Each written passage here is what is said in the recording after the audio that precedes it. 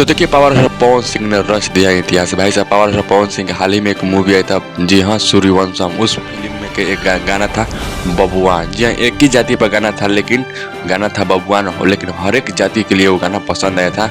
जी हाँ, प्रखंड हो चाहे जिला, बबुआने से ही। भाई साहब इतना कम समय में वो फिल्म जो है 50 दिन चला।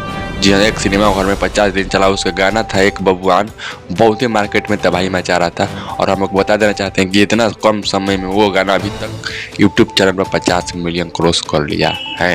एक महा रिकॉर्ड बना दिया है कि एक जाति पर गाना आता है, हर एक जाति को गाना सुनने वाले लोग होते हैं, और वो अभी तक 50 मिलियन कंप्लीट कर लिया है। भाई साहब आपका पावर स्टार पवन सिंह के गाना प्रखंड हो चाहे जिला, बबुआने से ही। ये है आपके पूरी अपडेट की पावर स्टार पवन सिंह जतिवाद लाते हैं तभी उनका लोग फैन सुनने वाले हैं गाना। और जतिवाद से क्या मतलब है? धुन से मतलब है। भाई साहब बहुत जबरदस्त है उस गाने में धुन। पावर स्टार पवन सिंह और शिल्पी राज का एक। तो चलिए मिलते हैं अगले वीडियो में कुछ अपडेट देगा।